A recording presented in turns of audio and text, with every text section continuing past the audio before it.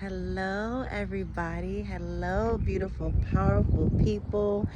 Happy Black History Month to each and every one of you because we all come from a Black goddess. I want to talk today about the burden and the blessing of living life. I think it is ever burdensome and it is ever bountiful and beautiful, and we are always surrounded by so many blessings, by so much love, light, truth, challenges, trials, and transgressions that are sent to strengthen and deepen our resolve in our understanding of our who, our why, our purpose, our existence. And it all helps us to connect better to those around us. If there was nothing left to learn, to gain, to grow from, we wouldn't exist. And if humanity was not the most important thing for us to be a part of, we would be individual islands and robots and not have this sincere desire and need for connectivity. I know that we need it now more than any other time in our lives.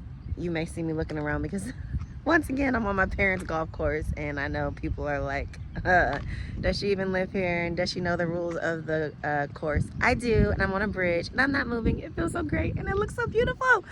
Okay, so I am in North Houston, by the way, and what I believe is the most beautiful part of Houston, which I'm calling the New Atlanta, Atascocita. What's up? One of the greatest places in the country to retire. That is a literal statistic, and I'm just so thankful for all of the nature surrounding us out here. All the beauty physically in the environment, all the diversity of people. I just love it here. Every alligator, deer, and everything you want to see as well. So anyway, back to life. Oh my gosh, look at these birds.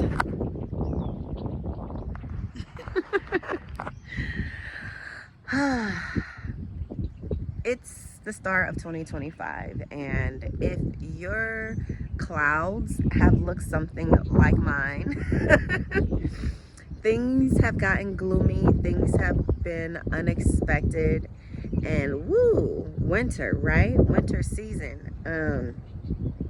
It is there for us to pause and to slow down and to say what the F and to evaluate and be still in our season. And I've just had so many things come to me lately, and I just have so much to share. And the thing about me is it gives me so much joy and just so much refuge to share, and not to wait until I get to the top of a mountain, not to wait until it's like, oh, look at, I'm over this hump and now I can give back. Like, whenever I am experiencing something, I know, oh my gosh, this is happening for me. And there are so many other people that have been experiencing this, and what a blessing it is to let other people know you're not alone. And oh my gosh, look at how many jewels can come to us from being refined in life, right? And yay, so this little kid is riding his bike on the golf course, so I'm not the only one breaking rules today. Okay, I'm not gonna film him, that's probably illegal. So I can film the birds, but I won't turn the camera on the little boy. Okay, so one of the things that I want to start off with, two of the things that I'll start with, are really actually lessons that came from two girlfriends in my life. One of them is a lifelong girlfriend, literally since the time that I was little. We lived next door to each other. And this time last year, I was crying because I hadn't talked to her. I didn't know where she was. And I just felt like, man, my busyness, the pace that I can move in, producing and getting my creations out and stuff like that, I've always been a quality over quantity time, but sometimes I just do want to spend more time on friendship, and she's just so important to me. So anyway, this time last year, I was actually doing like a podcast, a LinkedIn Live, and I was crying on it because I was like, I had listened to this special with Oprah, and they talked about the greatest friendships that you can have are ones that are useless. Absolutely useless. There's no like you doing something for me, you show up for me, I show up for you, we went to your event, we have transactions, or just any, like, it's just like you love for no reason, you love each other for no reason at all. You're completely useless to each other, and you're just there for each other just because. And that is just the best type of friendship to have. So I was talking in my LinkedIn Live about the fact that while I've had this rare thing, and now she's always been there for me, always this great just person. And even her and my family when we were younger, it's just like it reminds me of The Color of Friendship, that movie on Disney. We lived next door to each other, and her family, they're Caucasian, and they would still talk about, oh my gosh, you all like family reunions, and you had the cookouts, and like, just, we loved your family. And I mean, it was just like one of those where relationships and stuff, but we lasted, beyond the test of time. So anyway, this time last year I was grieving because since I became a mother and a wife and all these things, time is different, okay? But she would be reaching out to me, and sometimes I would just miss it, especially in Nayar's earlier days. And I was like, oh my gosh, now I'm reaching out to her and I can't get in touch with her at all. So anyway, this month she's situated and everything now through the things in her life that she's overcame, and we're catching up, and we're just talking about just like the beauty of our childhood and some of the like miraculous things that we experienced. And I had revealed to her that there was this time that I really couldn't go back there, like down memory lane. Good morning. Because of this certain part that I would get stuck at, in my childhood. And so after making peace with this part, I was able to realize, just because you feel like you weren't the sister that you desired to be at this part of your life, and you blamed yourself for missing something, what about all of the beauty and all of the blessings? And my God, like, I'm so glad that I made peace with that part, because I was sitting here talking with my friend, reminiscing over all of these beautiful parts of our childhood, and she said something to me. She said something to me that actually other people have said to me throughout my life, and this is really sacred to me. They would say, do you know those times that we came over to your house? Do you know those times you spent with your family? Remember when your mom cooked us this? Remember when your dad took us? Those were some of the best moments of our life. Those were some of the best moments of my life. And here's the thing. Because something also negative that was unplanned and unpredicted by me and my family happened at that part of our life under our noses, I kind of like just blocked out. I blocked out Westerville. I blocked out Columbus. I blocked out of this part of like my childhood, because the burden of knowing what happened and knowing I wasn't able to go back in time and change it. For certain periods, it was too great for me to reminisce on that.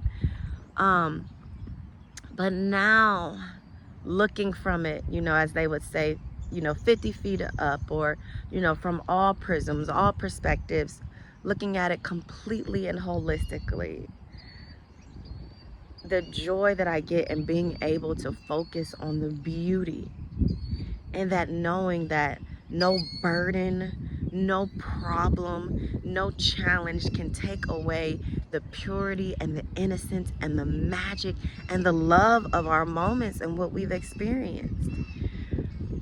I like a few years ago, I just couldn't reminisce the same about some of the things we reminisced on yesterday without saying, yeah, but did you know this was happening too? Can you believe that? The burden and the blessing of life.